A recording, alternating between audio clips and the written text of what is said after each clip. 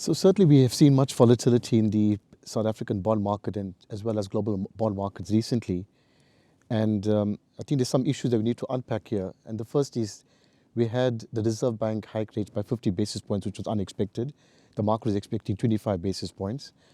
And then if you consider the impact that load shedding has had on our economy, which is already very constrained, certainly that has an impact in terms of revenue collections from the very small tax base that we have here in South Africa.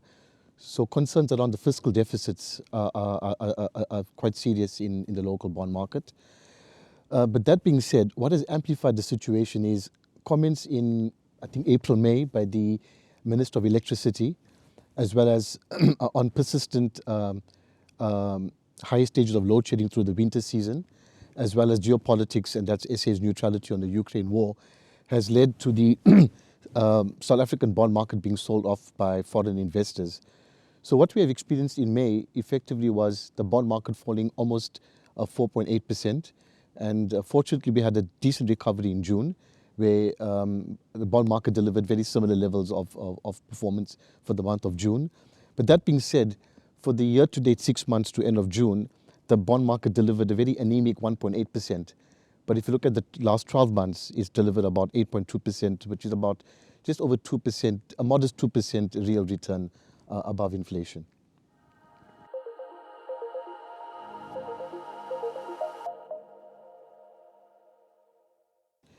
So longer term, if you look at South African bonds, just a few minutes ago, the inflation number was released, so it came out at around 5.4%. And if you look at South African longer dated bonds, you're getting about 10 or 11% yields. So that's about 5 or 6% above inflation. And certainly we know that South Africa is a rated junk status. We will expect volatility in the bond market. So similar to equities, when they see a bit of certainly upside and downside from the bond market. So you're not getting much diversification benefits relative to equities. But what's important there is if you take a longer term view, you're getting about 10.5 to 11% in bonds. That's about 5 to 6% above inflation. For the patient investor, these are certainly very positive and healthy outcomes.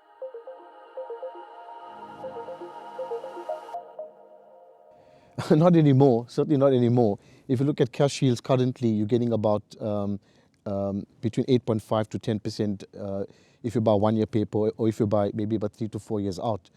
But certainly the implications there is that with the Reserve Bank increasing interest rates, we've got a decent yield above inflation now, about 2 to 3% in shorter dated instruments.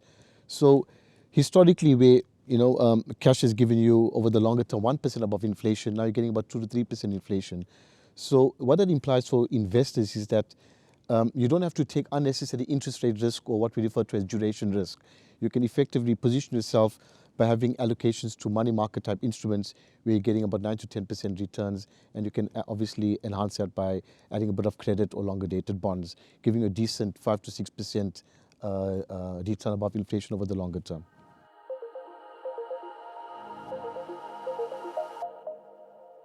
I think for me, what we very well know is that investors are twice as sensitive to losses than to gains.